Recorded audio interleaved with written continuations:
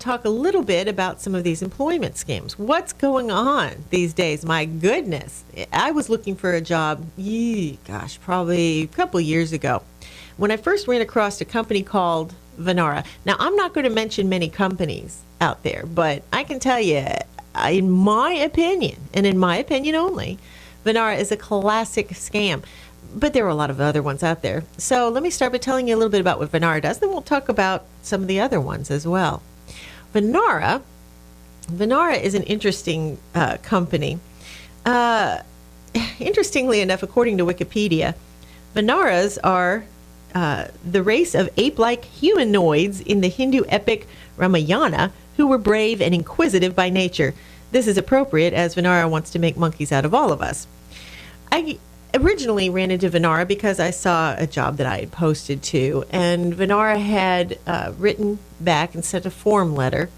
And of course, that should be like, clue number one. Once you see a form letter and it's just, dear sir or madam, we really like your resume, blah, blah, blah. And it just comes that quick. I mean, really, do recruiters just sit there on the computer waiting for that email to get to you? No, they don't. Absolutely not. So the moment you see something like that, warning bell should be ringing, especially if you send it and immediately get that email back. Then you know it's a scam. But in this case, it took them a little longer than that to send me back a canned letter extolling my virtues, but adding that none of their positions would be a fit for me at that time. This is when I heard warning bells, because I knew that some of these positions would be. So if they thought I was so marvelous, why were they telling me that I wasn't a fit? So here's something that I thought was interesting in the letter. Quote, given the strength of your record, it is my opinion that you can get several offers, but most likely not by using a recruiting firm, unquote, wrote one of their employees with a strange name of Karina Zaragoza. So although they're a recruiting firm and make 25% of any executive's first-year salary, and I am simply stellar, they're going to point me in another direction? Okay. Now the warning bells are turning into absolute full-on, full-blown fire alarms, right? I mean, I would think so, and yet they still exist, so people must bite. People must buy into the scam. You'd have to ask yourself, what's the hook, though? What are they trying to sell? Well, here is what they're trying to sell. They set the hook by saying, hey, you're doing a great job. The resume's perfect, and you're fabulous, darling, but we can't help you. So why don't we go ahead and point you in the direction of somebody who can, because we're just that nice. So throughout the letter, they had repeatedly mentioned two sources that they highly recommended. Obviously, they were somehow connected to them. And one source that they recommended was a company that supposedly could help so much in the job search and do a free resume evaluation and give me access to jobs that I couldn't have found anywhere else. And all I had to do is pay $150 to join the group. What a bargain, right? When the ladders, the premium group, is only charging $50 for a 3-month program, man, at $150, they'd better be able to put their money where their mouth is. They had better be getting people jobs. And apparently they're not, because if you put in the word Venara and scam, it comes up on the internet. But they're not the only ones, right? Right? Well, unfortunately, there's a lot of scams out there, and there's all kinds, and everybody's got an angle. In this case, Venara's angle was to point you to the real company, which was trying to get you to pony up $150. But if you doubt that what I'm saying is true, I'll tell you something else. I opened up another email account, and I sent a false resume to them with a different person's name on it. And lo and behold, this woman got the exact same response that I did. What a coincidence. And yet her resume had completely different work experience than I did. And I made sure there was a lot of misspellings and inaccuracies and a lot of problems going on. Any recruiter worth their salt would have looked at that and said, oh, pass on this one. But they didn't pass. And that should be another great indicator of the fact that it was a real problem. So in their case, they make their money by getting people to pay $150 for a service that's really no better than some of the cheapest or free services out there. I mean, if you want a good service to look for jobs, monster.com, careerbuilder.com.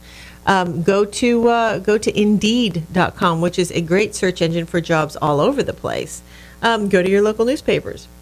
In this case, we've got TBO.com, and they have jobs that are listed every weekend. But to pay extra money to a group unless you know what they're doing, well, no. No, I mean, you don't even have to pay top recruiters to look for you. So let's be honest here. This is something that would be a ridiculous investment of your money, especially if you're looking for work. But they take advantage of people. Well, what are some of the other scams out there? One of the scams that I'm always nervous about is the scam where they take people's identity. And it's so easy to do so. They can do it a couple different ways. One is they can say that they're with a particular company, a company that you know well. We'll use a major company like IBM, or Publix maybe, whatever you're looking. We'll use IBM. So the scammer decides that they're going to start a site that looks just like the IBM site. Maybe even put a link in there that looks like an IBM link, but you hit it and it takes you to their site instead. Go ahead, Mike. Yeah, it just sounds like a phishing scam. Right, exactly. And you're looking for a job, right? So you're assuming that you've got to give them all the information that they ask for. And what they ask for is your address and, of course, your name. Sometimes they'll ask for they'll ask you for your driver's license number or your social security number or both. They'll tell you that it's a job that requires driving, so they need to have your driver's license to check your driving record. Or, they want to make sure that you're unique in the system, and so they want your social security number. It's not good enough to simply have a user ID and a password. Absolutely ridiculous again. But these things people fall for because they're not by nature suspicious. They're looking for a job. They're desperate. And voila, the scammer gets the social security number. They get the driver's license number. There's another scam out there that's an employment scam similar to this. And my husband actually got contacted by these people. I didn't get a chance to talk to him before the show about this, so this may be the first time he hears about it. But I remember when he called me up one day and said, I found this great job on the internet, being an assistant and how fabulous it looked. And he said, and you know what I sent my resume and they wrote right back. And, they're telling me all these things and it sounds fabulous and they just want some information from me. And I said, you know what, let me have a look at that. And I looked at it and I said, I don't know what's wrong with it. But something is wrong with it. I can't quite put my finger on it, but it's a scam. I don't know why. And that should be a sign right there. When you aren't sure, trust your instincts, people. Trust your instincts and think long and hard about it. In this case, after I did some more research recently, I found out what the scam is. What they do, and there are variations of this letter out there, but they advertise for a personal assistant. Of some sort, whether it's for an elderly woman who needs help, or if it's that they need a nanny for their children, or maybe they are trying to run a business from offshore and they need an assistant here in the area to try to help them with that business. They want somebody anchored in the United States to help them because it's so hard to conduct business on the internet, isn't it, folks? Oh, it's just terrible because computers in Africa don't work nearly as well as computers in the United States, right? The other thing people don't always think about, there's another form of this scam too, and I'll just touch on it briefly, and that is, I think it's kind of amusing where they write and say they're on a cruise and therefore they're not able to communicate by phone. Really? Well, then how did you send an email? Come on. We live in the modern day and era where you think that you can actually tell me that you're out of communication and you can't get on the phone and talk to me? If my employer can't talk to me or a potential employer can't talk to me on the phone, that's probably a sign, isn't it? Well, anyways, what it turns out they do is this is another scam, but it's kind of a more vicious scam, I guess, in some ways, because frankly, if they steal the identity of somebody who doesn't have a job and has no money, more fools they. But if they are at that point now getting these people to turn around and lose money, that's even worse. And what they do in this case is they take... they send a check. There are a couple variations of this too. They might say, okay, great, you're hired. I'm going to send you a check up front just to give you a little spending money, and we'll get this show on the road.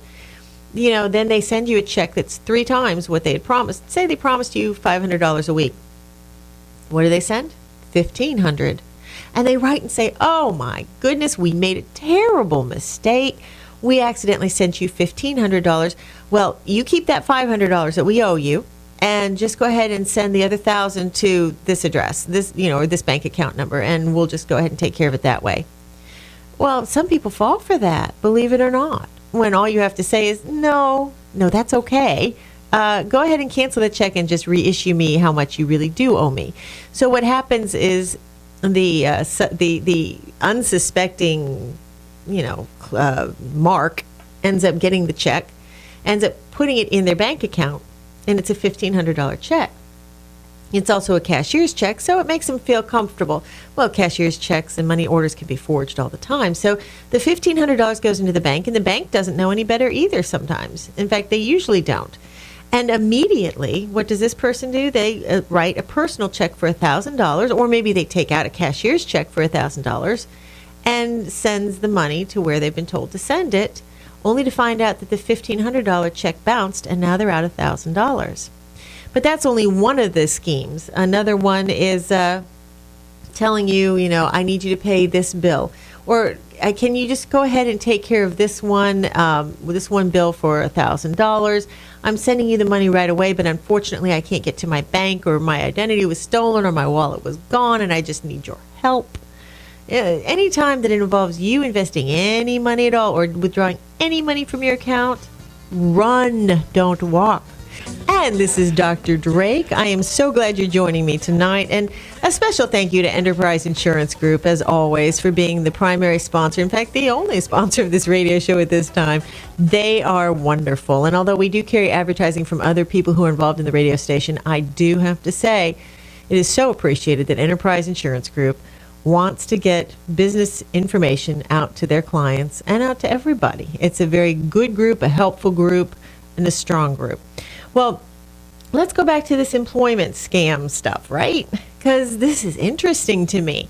I didn't know that there were these many scams out there because I haven't really been in the job market. So very interesting to see all of these new things that are going on. For instance, one thing that I hadn't even thought about is the bait and switch interview. Now, this is a minor scam, not really a major scam, because they're not really trying to take your money, but they're trying to take your labor and your time. And what they'll do is they'll call you and they'll see your resume.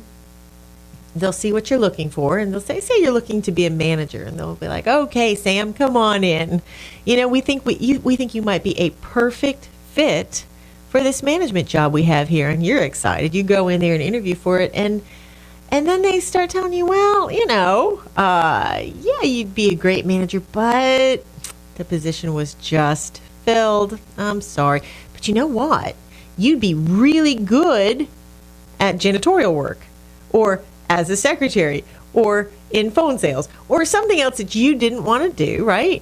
And it's just a minor thing, but it's interesting that it's happening because they feel that employers a lot of times might believe that they can't just get good quality people in by advertising what they're really looking for, like a secretary. And so instead what they do is they advertise for somebody else, hoping that they'll get quality people who are willing to settle for being a secretary. Go ahead, Mike. Well, also, too, today's economy, people are desperate for jobs. So a lot of times, I'm sure they have a pretty high success rate actually getting somebody to empty garbage or do whatever they want them to do. Absolutely, absolutely. And of course, in a sense, it's something that we've talked about before, I believe, where it's common in this economy to take advantage of workers. Not every company does that by any means. There are some wonderful companies out there, and I'm not going to, being pro-business, I'm certainly not going to say that there are all these bad guys, but there's the occasional bad egg where somebody will come on board and immediately find that their workload has doubled what they had been told it would be. Or maybe you come on board and you're supposed to be part of a team, and once the dust settles and maybe the remaining part of your team has been fired, you find out you're the only member of your team. And although they say that there is no I in team, there is a me. Anyways, so my point is that it's never a good thing to scam employees. It'll come back to bite you, but it happens. And there are a lot of people that are unhappy right now. Polls are showing that there are more people currently unhappy in this job market than have usually been in the past, both because they feel that they're trapped where they are and can't go anywhere else, and also sometimes because they are taking that additional workload. They are overburdened. So even if you're an employer and you've got a tight budget and maybe you've got to work these employees to the max, try to remember your humanity is what I would tell you. And to the employees, I would say, make sure you take some breaks, make sure that you are getting the proper rest, and make sure that you are taking care of yourself as well as the business. Sometimes it's very easy to lose sight of that. Well, anyway, more job scams out there, because I tell you what, it seems endless, doesn't it? One thing that they recommend is, you know what? Let's talk about things to avoid. That might help quite a bit. If you're looking for a job and you see these things, let's try to avoid it. Now, this is an article, Craigslist Scam, 20 Ways to Identify Fake Job Scams. And it was in Hub Pages on job hunting. And I agree with most of these. They say, one thing, a generic, overused, or vague title like admin assistant or customer service rep. But then again, there are also genuine admin assistants and customer service reps. So you got to read the ad. You can't just discard it because it's using a term like that. They also say that telecommuting is okay should really be a trigger, and I'll agree with that. I mean, come on, who really believes that magical job that lets you sit at home in your pajamas with a coffee cup half the day is going to pay you as well as getting off your derriere and getting in there and doing your job right to begin with? So let's not deceive ourselves. If we're dealing with telecommuting, it's going to be very low wages. It would have to be, because you're paying for the privilege of staying at home, unless you are lucky enough to be very specialized. Now, I did run across this interesting group where they're actually CFOs for hire, and they do work from home or from their own offices, and they work as a CFO, a financial officer, for various companies that don't really need a full-time CFO. So maybe they'll work 10 hours here, 10 hours there, another 10 hours here. Well, in that case, yeah, it makes sense. But for the most part, you're going to have to be in an office to do a job. Okay, well, we also are going to talk about how they fail to list a specific location for the job. Yeah, that should be a trigger. Or how about the companies that say anonymous or NA? Really in this day and age, and you're anonymous for what reason? I mean, you can't really tell me anymore that you're staying anonymous because you are trying to get a particular position filled without that person knowing that it's going to be filled. I'm sure it happens, but in that case, they're going to hire a headhunter, and then you're going to see the headhunter's name on there. Okay, so maybe Publix wants a new general manager. Maybe they don't want the general manager to know that they're looking to replace him, so they call the Smith firm, the Smith and Pete firm, and Smith and Pete have a logo. Smith and Pete post it. Smith and Pete say, hey, Smith and Pete is looking for a general manager with grocery and retail experience. That way nobody's tipping off the Publix manager, but in this case, that they are going to get the job done, and you're going to see Smith and Pete on the job posting. When you see nobody's name, run. I wouldn't touch it for anything in the world. Also, address, is important. You should certainly be able to Google the company and find out something about them. And phone numbers, I mean, really, you just want me to send you a resume? You don't want me to call you about the job? I can understand that to a certain extent, but if I can't find them on the web with a phone number, then I'm really worried. And of course, the best thing to do is send them a resume and call afterwards. If you can do that. I know it's old-fashioned, but I tell you what, in this day and age with the new resume software that we talked about a couple shows ago, it's easy to weed out people who are good, who might be able to actually sway the balance in their favor if they were able to get a face-to-face interview or talk on the phone with these people. So if you can, make that call. Oh, here's another one that this guy says, and I don't quite agree with this. He says a government job. If it's listed as a government job. Well, I've seen government jobs out there. So, maybe in this economy right now, you're not seeing a lot of them. But what you do see is you're going to see military. You're going to see military jobs. Those are government jobs. So I wouldn't say all government jobs are necessarily a scam. He says, if they post a job with a title that doesn't match the job description, well, that's a given. I mean, if they're posting for a manager and the description is secretary, you kind of got an idea of that one. Strange sentences or misspellings, yeah, I'll go with that. I mean, in America, with word check, I'm surprised the scammers aren't better at this.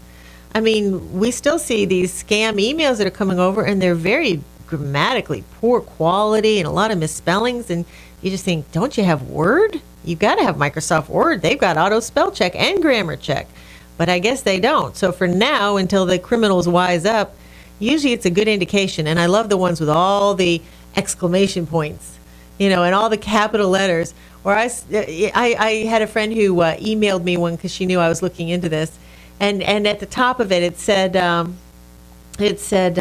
oh goodness, what did it say? Oh, I'm going crazy from all the work. I need help, all in caps with lots of exclamation points. Oh, sure. Yeah, that's how you post a job. That's so professional. I can really buy into that one. I mean, there's a lot of triggers. You just got to think to yourself, would a professional really write this? Would a professional post it? This is a real business, supposedly. A real business is going to have to be better at communication than that. Another one that used to drive me crazy years ago is work and have fun too. Yeah, really, come on, work and have fun too. I mean, it's just ridiculous. And I suppose it does appeal to some of the young people out there. And there's also a group, oh my goodness, this was years ago. There was a group in the area, I don't know if they still exist, but they advertise for marketing. They want marketing reps. Cheap marketing reps is what they really want. People who are naive, gullible, and really cheap to come by. So they put out this cattle call, and I went. This was, oh my goodness, I don't want to say how many years, probably several years ago, I guess now. I went because it was a marketing job, and it's my specialty, marketing and PR. So I thought, well, this will be fun, go and check it out, and who knows, maybe it'll work out. Well, I get in there, and the carpet was just seedy and filthy and water stains and other stains. I don't know if there were dead bodies laying there. I don't know what the whole place had going for it, but it was ugly and dirty and grimy. And there was this battered old desk in one corner with a young blonde chewing gum and popping it and filing her fingers. I'm not kidding. It looked like something out of the Carol Burnett show. I couldn't believe it. I was like, come on. There's got to be candid camera going on here somewhere. Alan Funt, step out. But no, she was in there and just chewing away. And I said, I'm here for the, oh yeah, honey, go ahead, sit down, join the crowd. I mean, up and down, the whole walls were chairs. And again, the cheap chairs from the 70s that were hard and plastic and were in your lunchroom, right? So everybody's lined up in these cheap chairs with little Miss Bubblegum Poppin' blonde over here, and finally, and you see one go in after another, and they give you the kind of this look of desperate hope. And each time this jolly person comes out, oh, hello there, John Smith, come my way. I really have a great opportunity for you. And at that point, you're thinking, I think I need to go. But maybe my job is different than the job that everybody else is interviewing for, right? So I hung in there. And this woman went just before me, a very nice matronly woman with a look of quiet desperation. And she went ahead of me and came out shortly afterwards, and she just shook her head at me and walked out. And I thought, oh boy. And so she's like, okay, you're going to be up next. Well, then the guy comes out, and Freda Drake, I am so glad to see you. I am really impressed by your resume. So he escorts me into the back, and I go through this maze of corridors into this office that was painted a violent purple with a mustard-colored desk and a pink floor. I don't know if they were colorblind or if they just got this paint really cheap on sale. You know how they have those discard bins where people have paint colors that nobody really wants, and they're like, oh my goodness, that was a mistake. And then they sell it really cheap at these home improvement stores. Well, I have a feeling they went and bought every last gallon of it. Anyway, so the guy then proceeded to tell me what a marvelous opportunity I had, and that I could work for basically free for them and just go to a lot of events and talk about how fabulous their marketing group was. And eventually, if I worked hard enough, I could be in his position. And I looked at this man, and he was sitting there, overweight, sweating, tight tie, looking very uncomfortable, unkempt. And I thought, well, I can't see myself like this. And I can't see how he's making any money. If he was, I think he'd be in a better office, and it certainly wouldn't have all these strange colors. And then I thought, no. And I leaned forward and I said, you looked at my resume, right? And he said, yes. And I said, you did see that it has PhD on it, right? I mean, I don't lord it over people. In fact, most of my friends don't know I have one. But in this case, it was clearly stated on my resume. And he said, yes. And I said, well, do you not think that with a PhD, I might be a little overqualified to be going to your events and standing around and handing out cups with your logo on it? And he said, well, everybody starts at the bottom. And I said, not me. And that was that. I walked out.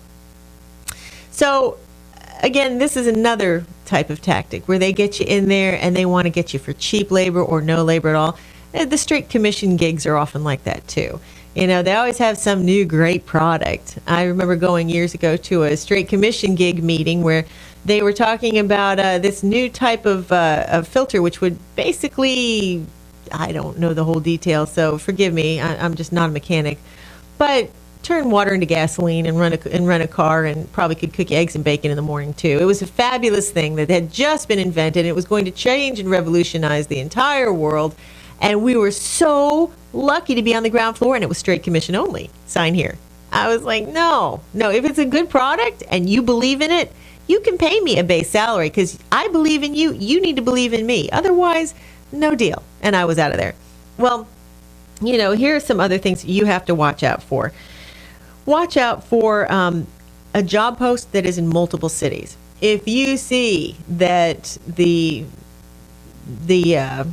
call it the Smith and Pete show is advertising for a circus clown in Clearwater, and the Smith and Pete show is advertising for a circus clown in 10 other cities, well, obviously they're not going to be in all those cities all at one time, so there's probably something else going on. We also want to watch out for no experience necessary, but, we're going to pay you a lot anyhow, because you're just that special, right? Right? You know, we're just so special. It goes along with the we deserve a break today. McDonald's was very successful with that, weren't they? You deserve a break today. Really, everybody just deserves so much, don't we? We're just stellar people. We're amazing. They are just pounding a path to our door. It's why we're all so wealthy. It's why we're so accomplished and so talented. No, people. I mean, it's great to like yourself, but get over all the self-love and get some realism. Nobody out there is going to be able to show up at a no experience job and get paid well. It doesn't happen unless you believe in unicorns and fairy tales.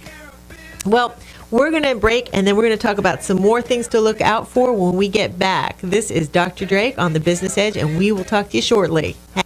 And this is Dr. Drake. Thank you so much for joining me tonight. We're talking about employment scams. Last week, we talked about multi-level marketing and pyramid scams, and tonight we're talking about employment scams. And in some cases, it overlaps. In this one case, it does overlap, and that is a warning that, just as I said last week, avoid multi-level marketing scams and pyramid scams, no matter how good it sounds. You know, sometimes when it sounds that good, well, it's not such a good thing after all. Well, in this case, of course, the number one thing to remember is that if you're being offered a fabulous opportunity and it turns out to be multi-level marketing, well, then it's not such a fabulous opportunity for employment, although it might be an opportunity to get scammed or to start your own business. But you're not in the market to be a business venture capitalist, are you? No. I mean, if you don't have a job and you're looking for employment, I doubt you want to turn around and invest all your life savings into something that may or may not work out for you.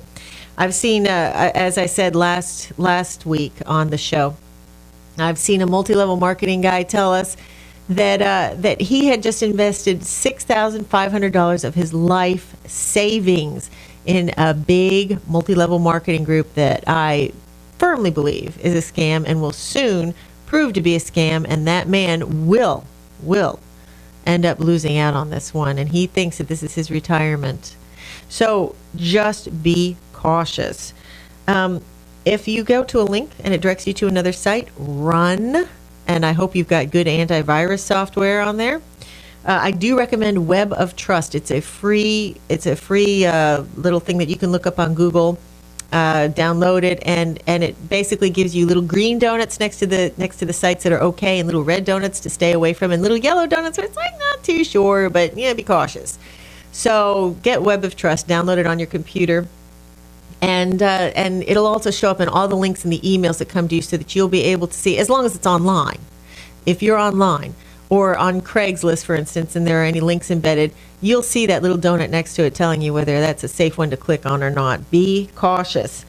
Also, one thing that I thought was really interesting, and I didn't know about this until I researched this last week, was there's a new employment scam on the horizon that I never would have dreamed of, and it's brilliant in its simplicity.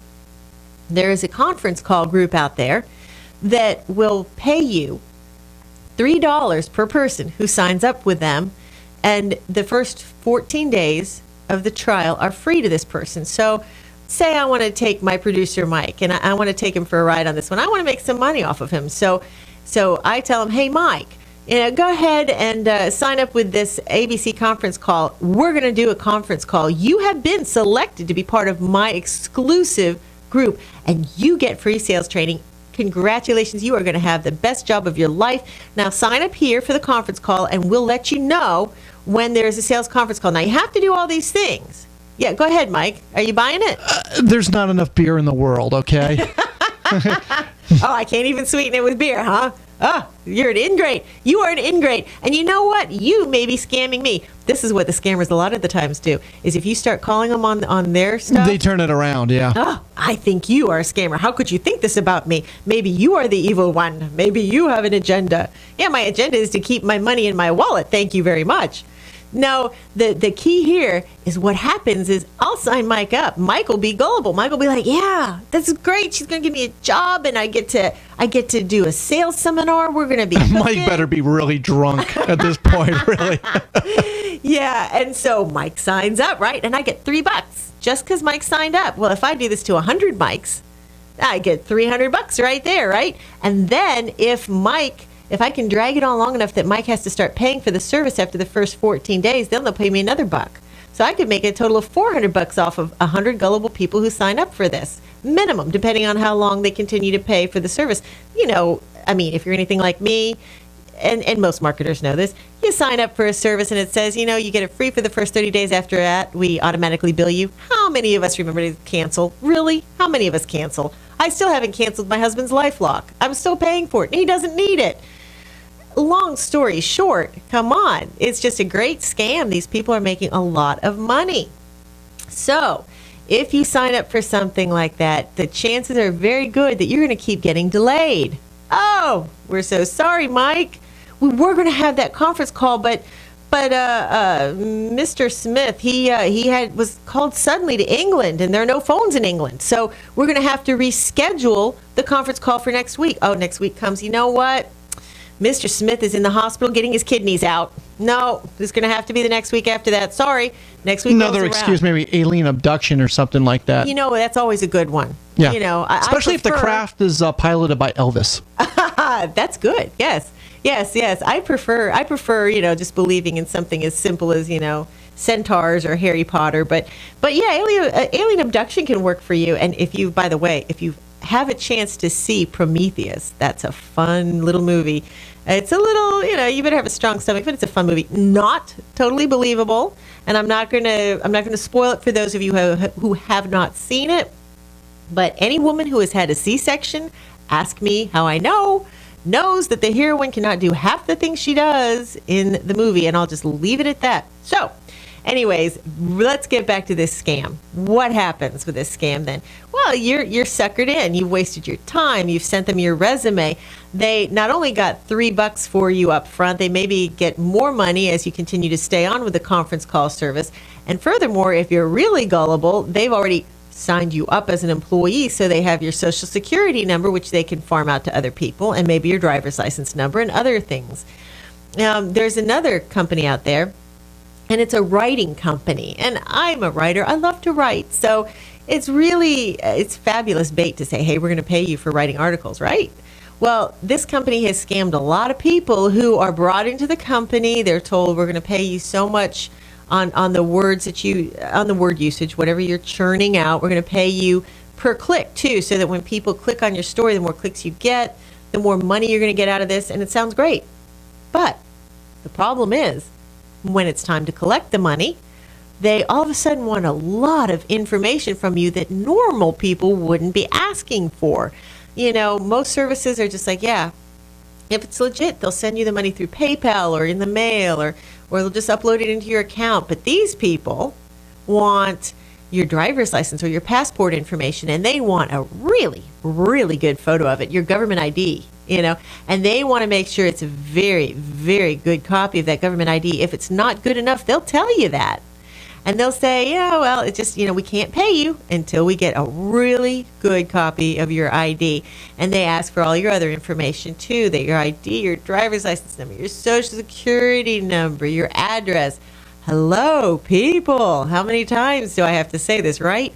But no, that should be setting up warning bells. My goodness, how terrifying that they actually want that good a quality of your ID. And of course, it's another way of getting your information so that they can sell it to other people, or they can take advantage of it themselves. Well, there are also other indicators too when you're dealing with scams.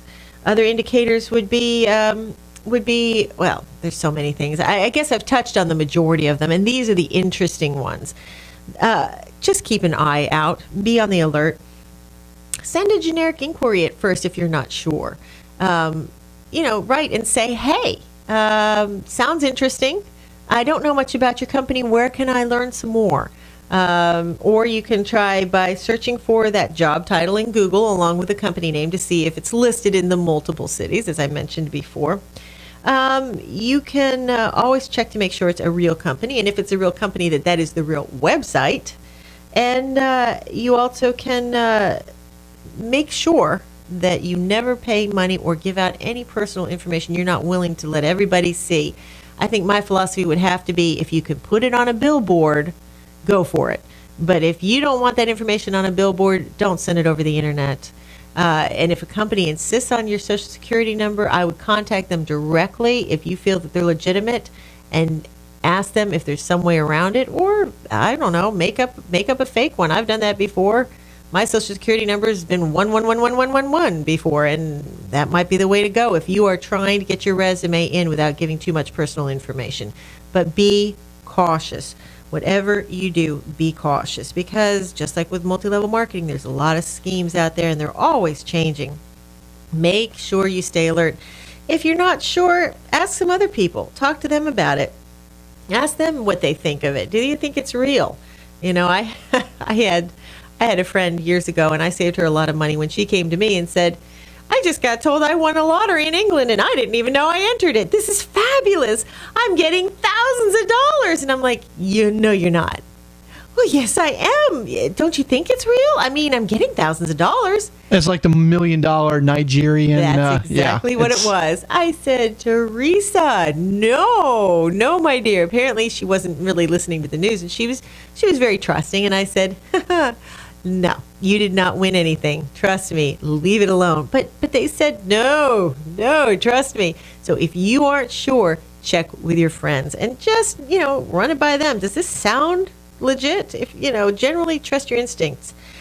And also know that a lot of times too, you will find that there are scams out there that you've never thought of before. So try to look at it from different angles. I guess the biggest thing that I would want you to take away from this all is be cautious, be careful. If there is an unusually good deal, just like with multi-level marketing, run from it. If they are telling you that it's going to cost you a lot of money, or that you can get a lot of money by doing something that any idiot could do, you already know that's a scam. If they're telling you that you're going to make a fortune stuffing envelopes when there's such a thing as envelope stuffing machines out there, no, I'm sorry. You don't live in China. You live in the United States. It will not happen.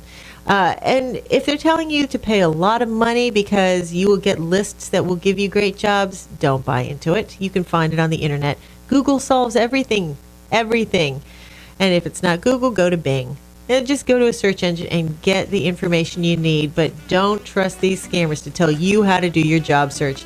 This is Dr. Drake. Thank you for joining us on The Business Edge. We love having you, and we will see you next Monday.